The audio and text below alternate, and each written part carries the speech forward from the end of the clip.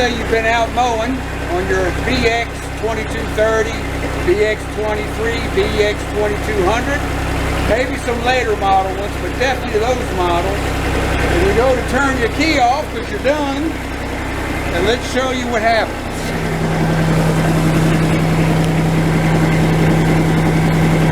Oh. Turn the key on. See the gauges over there? Turn the key off. It won't shut down. Well, I'm going to show you how to shut this thing down. And then I'm going to show you the fuse that's blown. So let's go start the procedure. Now I put a piece of cardboard down because I'm still sweaty. Let me get a light and I'll show you where the fuel pump is. Alright, got the light on. Let's see if we can't show you now. Alright, this is the left side. There's your air cleaner, BX23. Alright. Get the light shining up there. Right there, see where my finger's pointing? Then get a light up here better. Alright. Kind of hard to do, but that's your fuel injector pump. And you see this arm right there where my finger's pointing?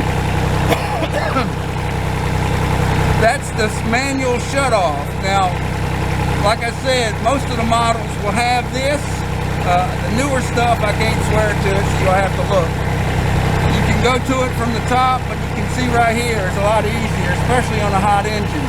So what I'm going to do is push it forward, alright?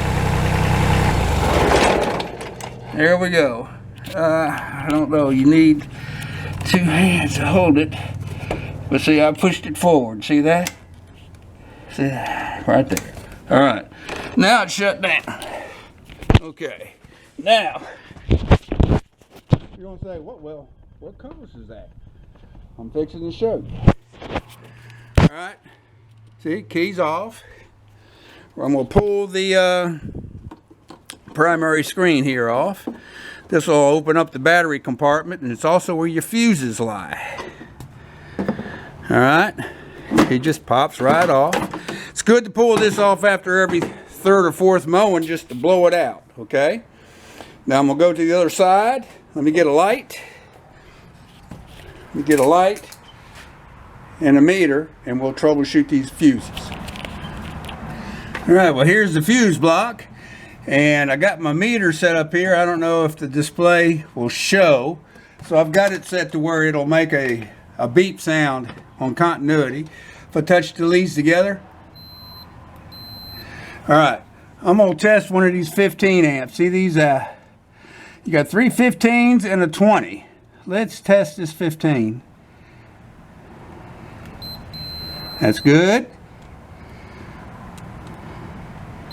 That's good. That's good.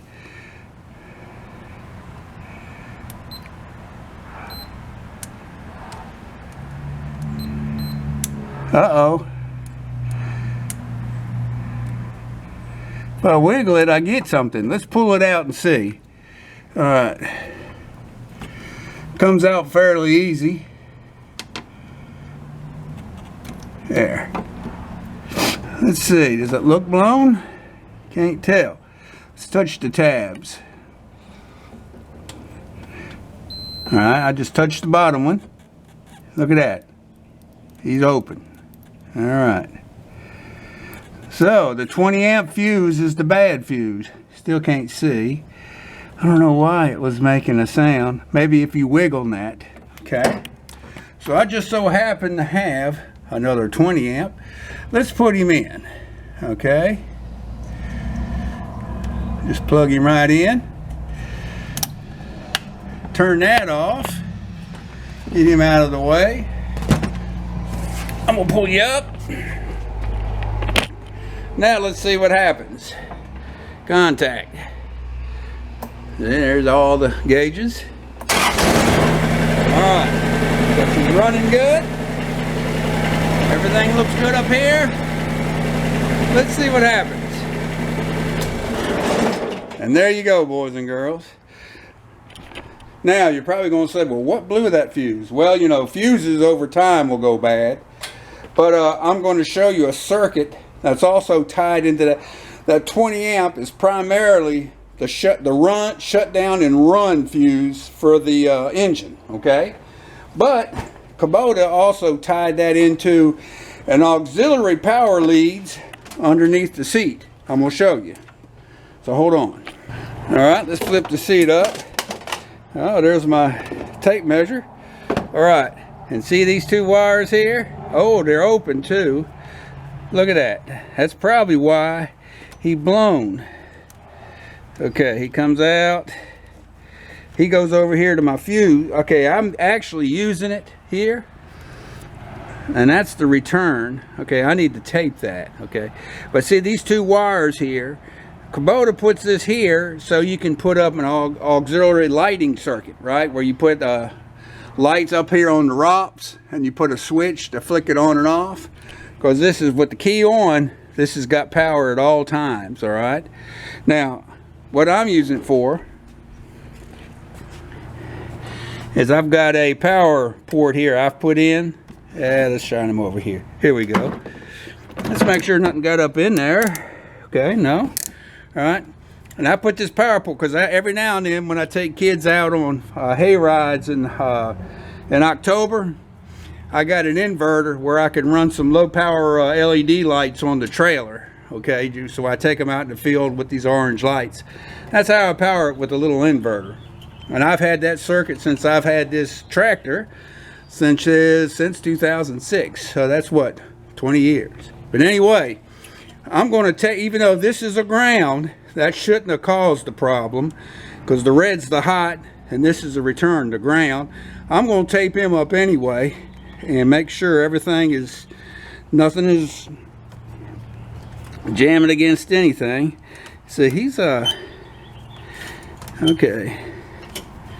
underneath the fuel. Okay, we look good. All right, well that's it.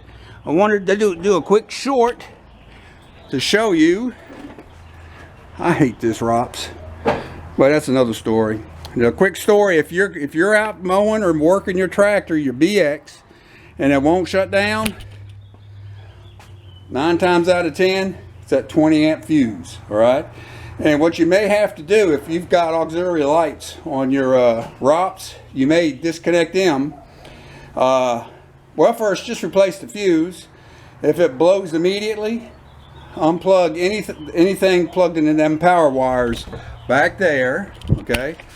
And then if it continues to blow the fuse, well, then you got a problem probably with your fuel cutoff on the injector pump. But that's rare. And there's also a timer module in there. There's a few other things that could be, but they rarely go out like that. It's normally what you connect to them power wires under the seat. So anyway, I hope you find that helpful. You can go down from the top to get to that, but with that fan running in that hot engine, it's better to go down from underneath and just pull the plastic bonnet out a little bit, enough to get your hand up there and pull that lever forward, and you'll shut them off. Anyway, have a good one. I also want to add, while you have the battery compartment cover off, pull your pre-screen here, and I'll shine a light down in there. See down in there, what you want to do is get you an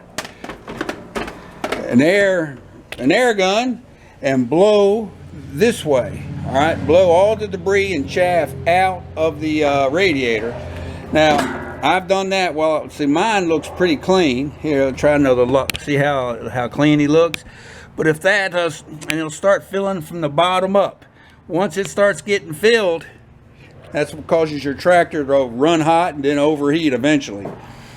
About every 2 or 3 mowings, blow that out, and you shouldn't have any overheating problems unless you're mowing in 120-degree weather.